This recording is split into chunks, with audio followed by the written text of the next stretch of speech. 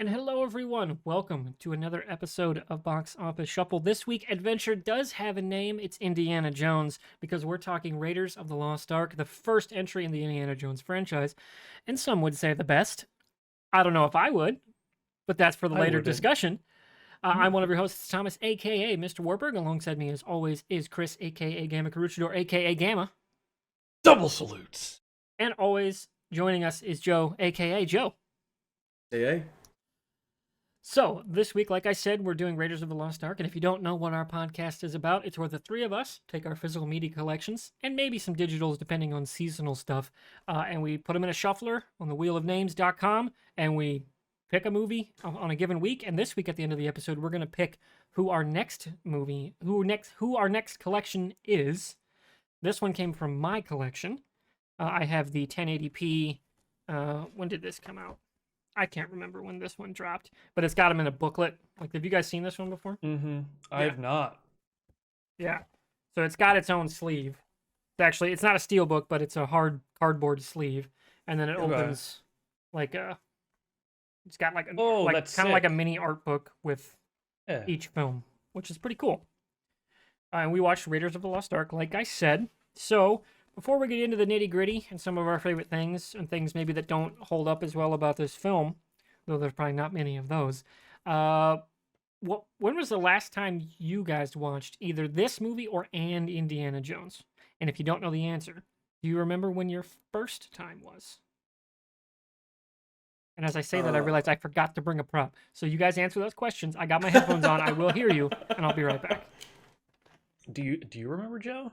The last time I watched it, I think it was like on cable at some point in time. I was living with my parents, so it's got to be more than 7 years ago. Probably the last time I just kind of saw it and watched it. Last time I watched Raiders specifically was on a plane, say 2 years ago, maybe 3 years ago. And that's the last time I watched a real Indiana Jones. I did watch what's called Indiana Jones 5 within, but Never saw that one.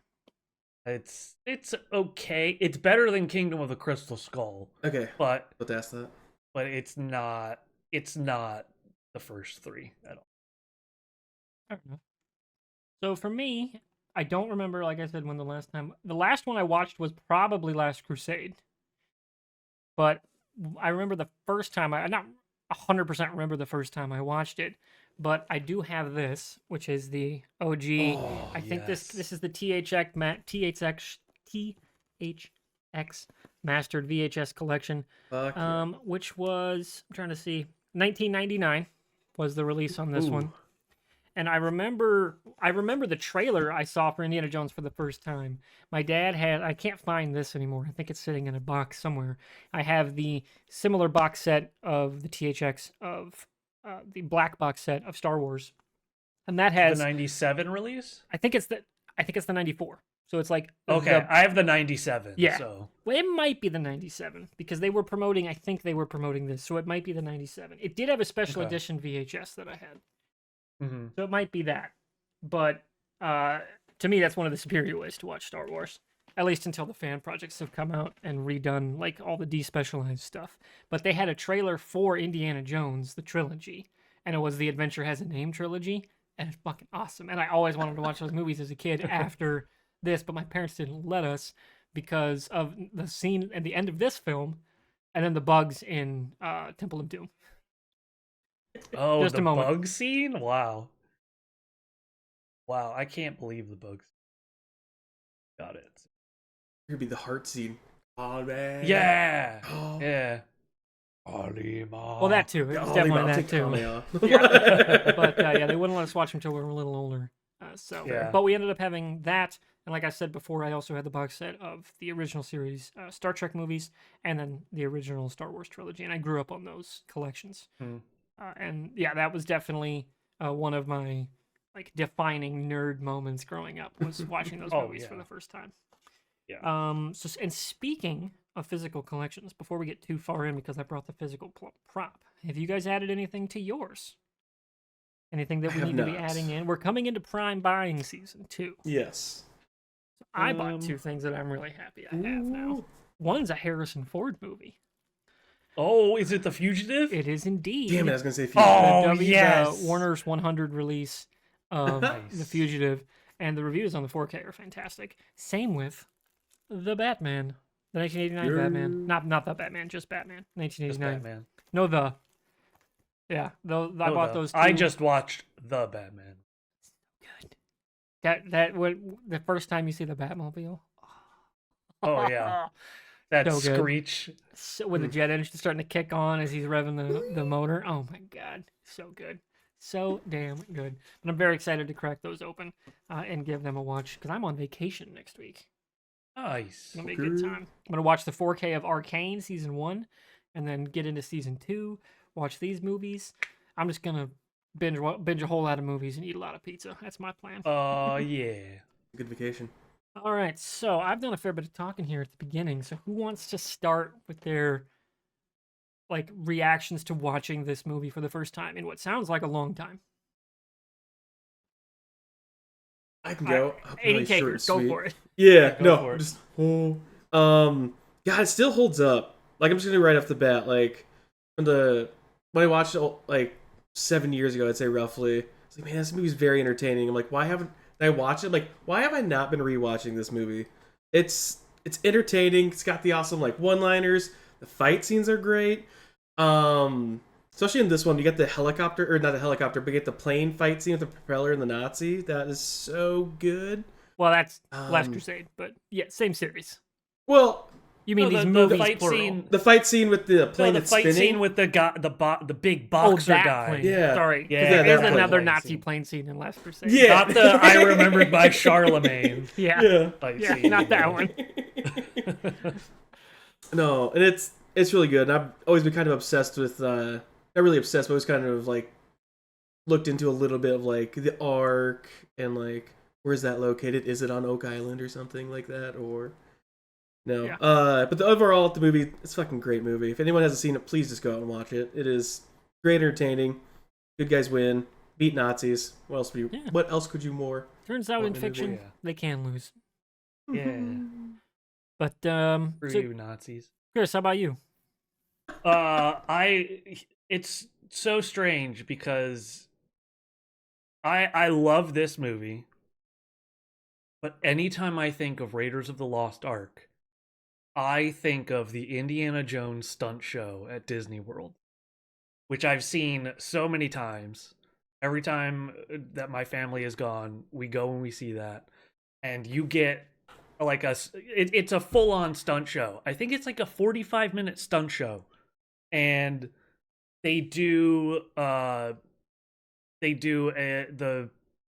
kind of the scene where like a fight scene with where he runs into Marion at her bar. They do that. They start the whole show with like it essentially looks like a 2D side scroller version of the boulder scene. But then at the end they do a stage performance of the plane fight that we were talking about earlier with massive fireball explosion at the end. You're in this crowd of, I think it seats like 2,500, if not more people. It's a massive staging area. It's of course in the open because of the fireball and everything. But if you're in the back row and that fireball goes off in freaking Florida heat, you still feel it. It's a intense time. It's fun. So every time I think of Raiders, I think of that show, which always brings back good memories to me. The only issue I have with this movie is if Indiana Jones didn't do anything, same outcome would have happened. Yep. I never thought of it that way. You can't get away Right, from it. dude. And yet it's still awesome. Yeah, it's still a ton of fun. It's still a great adventure film. But yeah, he Mhm. is at best a hiccup in the plan. Yeah, pretty You much. know? Like, they were still gonna, because of their own hubris, still gonna lose anyway. Yeah. You know, maybe he sped it up, maybe he didn't. They were still gonna lose one way or the Right. other. I love the fan theory of, yeah, he might have inadvertently made World War II happen because if it takes forever for them to find the Ark, they're probably killing Belloc, which means they're opening it in front of Hitler, and then everybody dies. Oh! Yeah. That's incredible. Because I mean, they were already Okay. losing patience with him, Mhm. and Indy just found it. If he had waited and just maybe they kill Belloc, like I'm just saying, right? I'm just saying. Yeah, but for me, I still really love this movie. I mean, it's not. I don't want to say simple because obviously they're doing some pretty complicated shoots, but it is a very fast pace. You know, like get right into it kind of story with some initial setup. Obviously, you know, with the Boulder sequence. What country was that in? I can't remember. Like in the movie? Like Yeah, where were they? um But I love the opening shot with the Paramount logo turning into the mountain of the jungle, like where they're at. I thought that was incredibly well done. That was a fantastic Mhm. opening shot. But that entire sequence setting up who Indy is without him saying a word. Fantastic. oh Right? yeah. And then the slow pan with the credits, you know, of just them tracking through the jungle. It just evokes a simpler time of movie making. Along with some famous names like screenplay by Lawrence Kasdan. Pretty big name. Who actually wrote this before Empire, and then this got made and came out after Empire. Because Interesting. Hollywood timing is weird like that. Yeah, he wrote this before they made Empire. And it was kind of like, I don't want to say right back to back, but it was very much like they were all kind of in each other's orbits because of the relationship between Lucas and Spielberg during that time and a lot Yep. of the back and forth there. So there was just a lot of, you know, kind of, oh, that this person's in that thing because they were in this thing with that guy, like going on with these franchises in this time, and thought that was pretty cool. So, what is your guys' favorite moments of this film before we get into some bigger conversations about where does this rank in Indiana Jones? What's some things you like? I think I said mine was the Indiana's probably fighting Oh, the giant, the big boxer the- guy. the bald Nazi. Yeah, the old rough tumble. Yeah, the sound design when he just gets hit right in the face. God, it's great sound design. Gorgeous. Yeah. They won an Academy Award for that, by the way. Did they? Shit. Oh, Okay. yeah. And I'll get into that in a Oh. minute. Yeah, they won 5. Damn. Chris, what do you got? Any other Um, particular standouts? I'm a huge fan of the casting of this movie, especially John Rhys-Davies. Okay. So good. But I always love it. Just shows the perfection of Spielberg's filmmaking and the writing of this movie. That scene where they're talking with like Indiana Jones and John Reese's character Sala were talking, and the monkey's there, and he eats the date, and then Indiana Jones goes to eat the date, and Sala stops him because it was set up that this monkey stole the dates, that the dates had been poisoned, and now that the monkey's dead, Sala noticed it and stopped Indy from eating a date. And it's like, it's those little things that are continually done throughout this movie. Like, Marion is introduced in a drinking battle and shows that she can hold her liquor. So later when she's captured, she essentially challenges the Belloc to a drinking battle because she knows she's going to win. Like, it's those little things that really bring me into this movie and say, this is a masterpiece of a movie because it's just so perfectly shot and written, executed. And I feel like you don't get that kind of stuff anymore. Yeah. And largely, actually, I believe it was Spielberg who said he thought it was his best shoot because there was just no studio interference. Like, it was just, oh, I could make what I want. Cool. And they did. And then, like, they were able to edit it, you know, and find their own vision on their own time scale and get it figured out what they wanted it to be. And it worked great.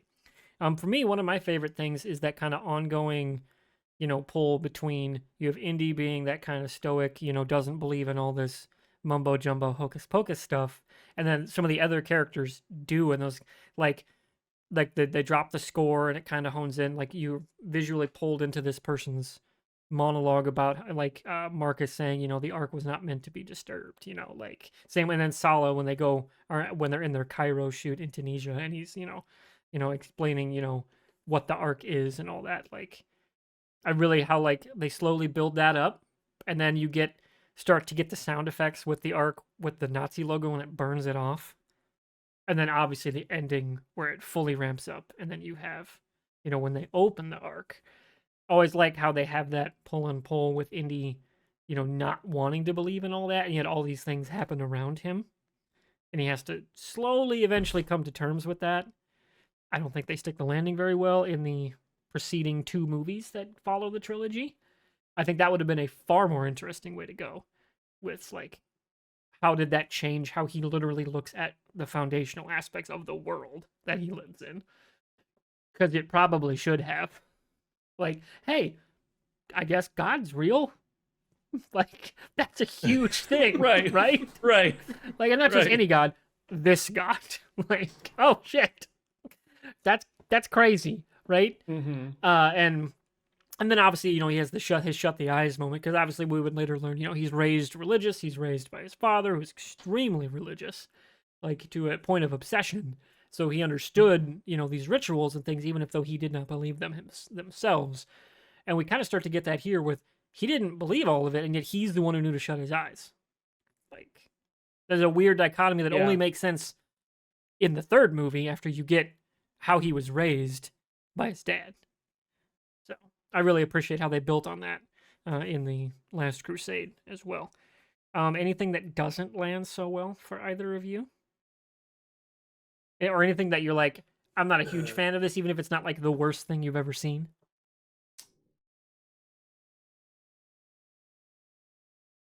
Nothing comes to mind as of right now. Right. There's a few things that stuck out to me as a kid that make sense as I'm an adult, but I don't think the film does a great enough job at explaining it. Like, Marion goes from stuck in the cockpit of the plane that's spinning to the gunner seat. Now, logically, there's a compartment that gets you to there. Mm-hmm. But, like, we're also, when this came out, we're 50 years removed from that technology. Like, like, oh, wait, that was a thing? Like, there's no shot explaining how she gets down there, Like, she's just there. Oh, shit. Oh. She's in the gunner seat now. That always stuck out to me as a kid. But logically now I know, oh, yeah, there's absolutely a kind of a tunnel there for the, for maintenance, during flight, for people to go between cockpits, like that kind of thing. Like, absolutely is a thing. I just never made that connection. And maybe that's just me being a dumb kid. But I know a lot of people point to that one too. But that's like an incredible nitpick. It really is, because like I only ever noticed it because you just pointed it out to me. Because I think that just goes to show the masterclass of that scene of being like, we're all so engrossed in the fight that Indy's having, and the fact that, oh no, the peril of the oil and the fire is now an issue. We're not focused on those little nitpicky things. We're focused on the things that truly matter. And I feel like maybe in the editing room, they understood that that's going to be, that logically that's weird. However, with the feeling of the movie, it might have just, just that one clip of getting her from here to there broke that, that tension and that flow, that they're just like, if people care about this, that just means that they're watching this enough times to notice it, kind of deal. And I have one other with Marion. It's that first sequence where they're attacked in Cairo, where Indy sees the bad guys coming and moves her out of the way, and she has a pan in her hand, and you just watch her in the background. She's just tapping guys. and then later, she takes out a guy with a skillet. right? Like it Yeah. makes, and obviously they're harkening, they're trying to harken back to an old school type of filmmaking that wasn't a thing anymore, and they're trying to tell a pulpy kind of action story. So it doesn't need to be, Yeah. visceral and grounded, and like she needs to be some awesome badass. But if you're gonna like 3 minutes later have her stone cold cock a dude off screen with a skillet and you see him pass out in Yeah. one hit, having her do that while Indy's just walloping a dude in the face and she's just in the background like, eh, like it's a little okay. That's a little off. Something's It's not like working the there. new Star Wars movie where somebody's like just getting hit by a punch that wasn't even thrown, Yeah, or it's they're stuff just like that. waiting. They're just waiting for to attack, even though they have every opportunity to attack. Like, Yeah. I mean, yeah, that's just that is weird, but yeah, Yeah, I think I can never not see it when I watch this movie. Is those two things. I gotta yeah, pay it's like attention, once 'cause you I've never notice seen those the like just tapping people Yeah, with the pan that scene. first Okay, sequence I'll when pay they're at attention that to stall where Indy like moves her and hits the guy, she's just like got a pan and she's just like lightly tapping guys on the head. It's hilarious. are they reacting to it as if they're getting hit real hard? It seems like it, but you can't see them. You don't really see their lower bodies. But yeah, it's man. like it's crazy. Oh, it just hit me. Another scene I really do like in that movie is the swordsman scene. Oh He's doing all yeah, the flashy swords, and then he's like, boom, shoots him. I'm like, that always gets a good little chuckle out of me. I'm like, that's awesome. and the story behind it too. It's kind of one of those like you gotta like. I remember like all the memes about you're watching Two Towers. Like, quick, bolt the doors. Someone's gonna try to run in to explain that Viggo Mortensen broke his toe on the helmet, right? Like, Yeah, because you gotta pause the scene. famously, he was sick during that thing. But I have a bit of this in my trivia. It was not just Harrison Ford. Almost everyone on the crew got food poisoning in Tunisia on that shoot when they're shooting Tunisia for Cairo, and because of the local food, it was some kind of dysentery that they all got. It's not fun. But famously, Steven Spielberg didn't, and I didn't bring this prop up because I brought what he credited for not getting sick. He brought all his own water from where he was living in England, and ate almost exclusively SpaghettiOs. And that's actually my go-to. Like, I don't feel good, but I still need something solid. Is SpaghettiOs with the Crohn's. Like, yeah, and that's what he credited not getting food poisoning for. That's fucking great. It's just SpaghettiOs. SpaghettiOs needs to use that as their like slogan or something. Oh yeah, SpaghettiOs, we don't give you dysentery. very true. But so before we get into some of the nitty-gritty on the awards and the trivia and stuff, big picture, Indiana Jones. We'll stick with the trilogy because obviously those three are better than the two that come after. Where do you guys rank Indiana Jones and the Raiders of the Lost Ark? Probably my number one, two. 2, or 3? Yeah. Chris. Two? Number two. I'm more 1B than like a 2 because it's like it really is like what am I wanting to watch? That's like fair. because like the third one has a little bit different of a tone because it is an outright like no, the world knows the Nazis are those guys now. Like I'm pretty sure it's set after they've invaded Poland. I think. Yeah. Like so like in Europe it's kicked off, right? So there's a little bit of a different tone with how they talk about Nazis in that one. Obviously there's a relationship with his dad. Sala comes back, right? Like it's a great 1-2 punch with Raiders. Like for me it's really hard to extricate which one is better or worse. I happen to like the evolution of the plot and everything with Last Crusade a little bit more when it comes to the Grail than I do how this one resolves. So I generally say I prefer Last Crusade, but they are extremely neck and neck. Oh, for sure. Yeah, same. I think Last Crusade just takes it for me because I think there are parts in Raiders that feel slow, but I never get that when I'm watching Last Crusade.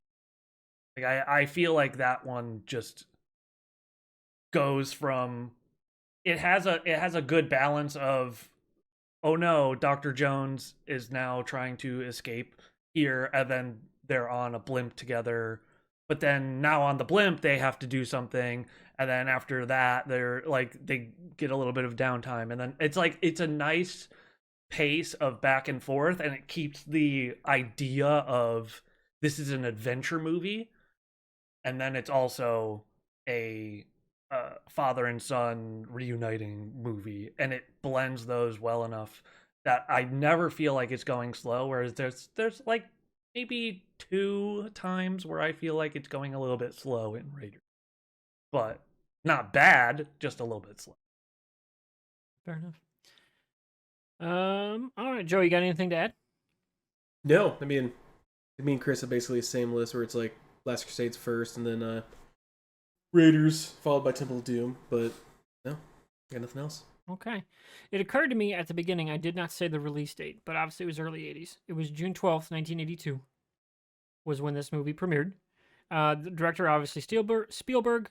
Screenplay by Kasdan, but the original story was by George Lucas and Philip Kaufman.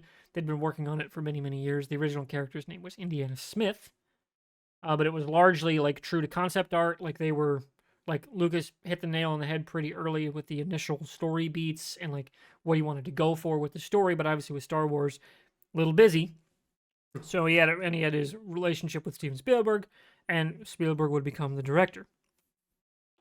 It was the highest grossing film. Wait, was it 81 or 82? It was 81. I wrote it down wrong. It was 81 because it was the highest grossing film of 1981. They grossed $354 million worldwide, which is a significant amount of money because it was largely expected to not do as well as Superman 2, which also came out in the same year. And that came off the first Superman was a massive hit. So it was largely expected to not do as well, but it actually ended up being the highest grosser of the year. It would be added in that year. This set came out, which was 99. It was added to the Library of Congress's National Film Registry, which is a pretty big deal for getting on that in terms of being like I don't want to say reflection of pop culture, but like it really resonates with the culture of American film. Mm-hmm. And an interesting thing for me is. This came back from a prior podcast I did with Fusion, and why this podcast came about is physical media. So this film is not the sole reason, but what Paramount did to release it on physical media helped change the landscape of VHS at the time. It wasn't brand new by any stretch. It came out in the late 80s to, actual home release, or late 70s to home release. But it was still not getting huge adoption because it was really, really expensive. I meant to look up what the average price of a VHS release was in 1981 and 1982, but take a guess what they released the VHS of this film for. 60? Or is this the triple or the... This is just this movie alone. Raiders of the Lost Ark. I'll say like 45 or something. I'll go over and I'll go like 60. Chris is very close. It was $39.95. So, and that was a significant price reduction from the rest of the market's new releases. Like, think about a new movie coming out now not being $20 or $30, depending on your format. If it was like 60, if it was like priced like a video game. Right. Like, that'd be a massive uptick in price. They were able to undercut a lot of the competition and broaden the VHS install base because this movie was a huge cultural hit. Everybody was seeing it in theaters. Everybody wanted to own it on physical media. So they also had to then go buy a VHS player and buy it on VHS. It was a huge success and became one of the, up till, I can't remember what dethroned it, but it was one of the highest selling VHSs of all time. And that format stuck around a long time as the dominant format up until the dawn of DVD. In 1982, the Academy Awards there, he won 5 Academy Awards for art direction, for sound and sound editing, like I mentioned, film editing, which Chris alluded to, and it was art, sound editing, film editing. What was the 5th? Did I not write down a 5th? On the wait a minute. IMDb page. Huh. I didn't write down the 5th. It was also nominated for Best Picture, Director, Cinematography, and Original Score, though it did not win. One of my other favorite bits of trivia while Chris is looking this up is the snake scene. Always freaked me out as a kid. Always freaked my parents out because they hate snakes. It's just natural fear of snakes. Yeah. And at the time, they were in a really hard time figuring it out. Fake snakes, real snakes, rubber snakes, lizards, whatever. They ended up using, I think it was between, 6,000 and 10,000 snakes over the various course of the shoots. It was a lot of snakes. Fuck. Unless it was 600 to 1,000. I could be misremembering and misreading my own handwriting. But it got to the point where Karen Allen refused to be in certain scenes. So they actually had the snake handler shave his legs and get in the same dress for the shots. Oh, that's fucking That's go. incredible. Yeah. Because her stunt double didn't want to do it either. Oh shit, yeah. Yeah, so some of those shots where she's standing in the snakes, it's the snake handler who's the actually dude? standing in Let's for go. her. His name's Stephen Edge, which is a great name for a snake handler. Like, that's a fantastic name for anybody on kind of a stunt or animal handler kind of cruise. Stephen Edge. Like, damn. That's some early 2000s, like, PS2, like, main 100%. character of a action video game, like, name right there. Mm-hmm. I mentioned the food poisoning thing. Obviously, the gun scene is the most famous part of that, where Ford had been sick as hell, and this guy trains for however long, is master swordsman, right? And is supposed to have this incredible action scene before just bam blows him away with the revolver. So good. One of those ultimate that is not what was on the page at all, and it absolutely works. What do you got, Chris? Yeah. Okay, so the awards are from the Academy Awards were Best Art Direction, Best Sound, Best Film Editing, Best Visual Effects. Visual effects, that's what it was. Yep. And then Ben Burt won a Special Achievement Award. Yeah. For sound effect. Yep. So that was what it was.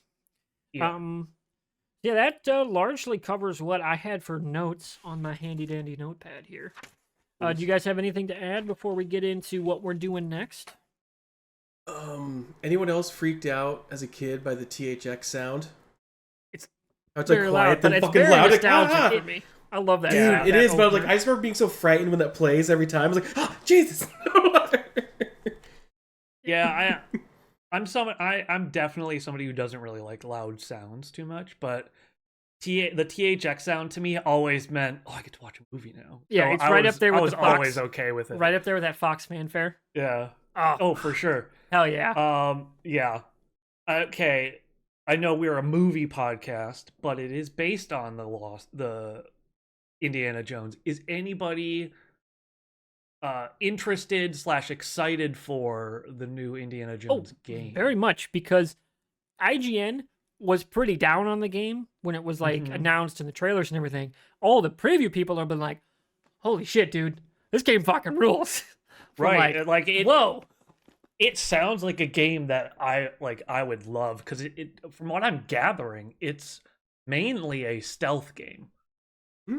Because, I mean, one man Indiana Jones isn't going to beat the Nazis. Exactly. Like, it's definitely, he's not in the Doom armor or it ain't whatever. Wolfenstein. He's not Wolfenstein. He's not Master Chief. So, like, I think what I've been hearing is it's mainly a stealth game. You can, of course, kill Nazis, but if you start just going all out, it's not going to be an easy time. Wolfenstein plays a lot like that too. You can absolutely The new go one, yeah. ham with the guns and the great gunplay, but they want you to like use the knife and the axe and like stealth your way through all the Nazis. Very much more overt about killing Nazis in that game because it's Wolfenstein. But like, I'm wondering if it's going to be more like a Dishonored type of feel. Earth. you could merge that with a Or Thief, Wolfenstein yeah. and Uncharted. I'm in. Yep. Yep. Let's go. Because I was skeptical about it too, because the does last thing that that we come out? saw of it, I think it comes out this month, maybe next month. Yeah, I think it's late November. The last thing that we saw of it from a game show December was 9th. like a 12-minute only cutscene video, and I was like, if you're only showing me cutscenes, that doesn't give me hope for your gameplay. But I've heard that the gameplay is pretty fun, so I'm intrigued. I don't know if it's a day one buy for me, but it might be a it's Christmas definitely game an for me. interesting Yeah, game. Yeah. obviously it's so close. Weird to have a big AAA out in actual proper December. Normally Is that's it coming out in December? December 9th. December 9th. Yeah. Okay. Normally that's Yeah. normally they don't do it after Thanksgiving. No.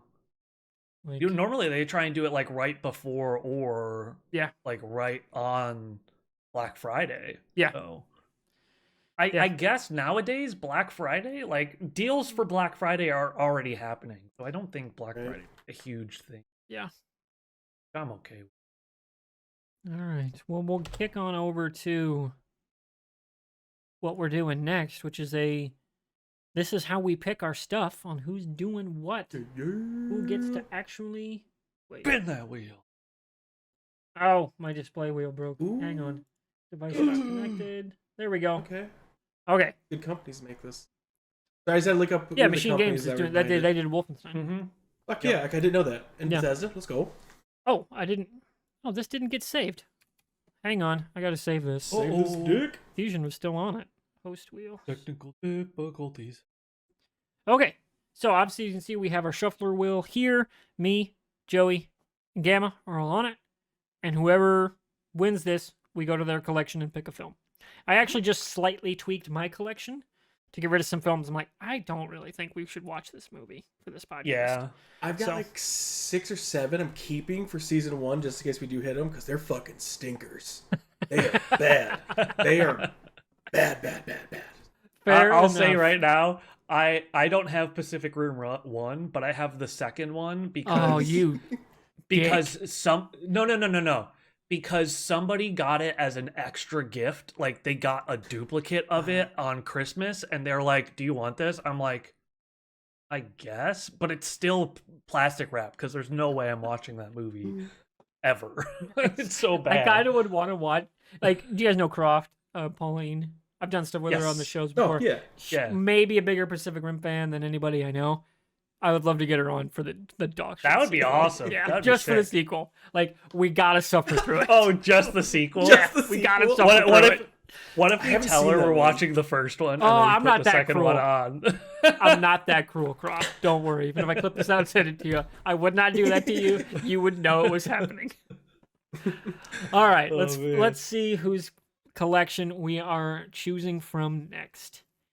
Around and around we go. Looks like it's gonna be Joe. Oh, fuck me. Yeah, let's go.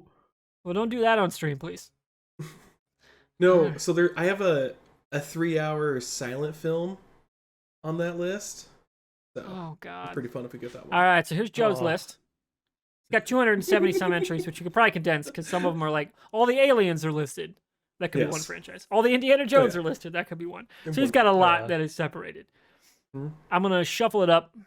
So here we So nervous. If it's that 3-hour silent film, I've already sat through a 3-hour sound film with you and didn't like it. I don't need a silent one. Bitch. Kingpin. What's Kingpin? Oh, let's go! I've never seen this all the way through. I've only ever seen it on Yes! TV. I want to watch this Wait, movie. Is this the one? Wait, which Kingpin is This is the bowling movie. It's the bowling Oh, one. that one. Okay. Yes! My brain is on Marvel. I'm like, he didn't get a movie. What Like, is fuck this? you. Is this Woody Harrelson? Woody Harrelson. And oh shoot. Do. No, you guys are gonna have to look it Oh up for my me. gosh. Yep, no. So we got Woody Harrelson, Randy Quaid, Bill Murray. Yeah. Chris Okay, Elliott. now it's starting to. Yep. I'm starting to Yeah. see some clips in my head. Yeah. Oh, I've never watched it. I've yes. just seen. Dude, I'm like I so think I've seen excited. a trailer. This is great. This will be the first time for me. This will be my first time seeing it all the way through, not on TV, broken up by commercials. And it will I probably have be the first commercials. time I've seen it in 20 years. So, Fair enough. So that's our next film is Kingpin. What year did that come out, by the way? Kingpin, 1996. 1996. It's an hour and 57, and it is rated a 6.5 on IMDb. Okay. And a 49 Rotten Tomatoes rating? So it's basically a coin flip. Yeah, heads up. All right, so that's going to be the plan for the next episode of Box Office Shuffle. Yes. We'll probably do one more after that, and then we'll have a Christmas special, and then we'll be off for a little bit as we kind of retool some things and tinker with the lists. And obviously, we'll probably all get some stuff for Christmas or on sales for Black Friday and whatnot to add to the collections for season 2. And then maybe we'll pare some things down. We'll talk shop about what we want to change up, and we'll get back to you with our thoughts on Kingpin in roughly 2 weeks. And I'm looking forward to it. Yeah, let's go. All right, well, as we're going to get out of here, our socials will be down below. Obviously, leave a review, like, subscribe, do the things that help the algorithm. I certainly appreciate it. I know my co-hosts do as well. Yes. And I hope to see you next time. Yes, fucked. I almost want to put out, because it's one of the only bowling clips I have in my head, is the "Who do you think you are? I am." I am. Fucking love that scene. You are. Who do you think you are? all fucking time. Yeah. Who do you think you are? I am. Yes. All right, let's get out of here. Clip. All right. See ya.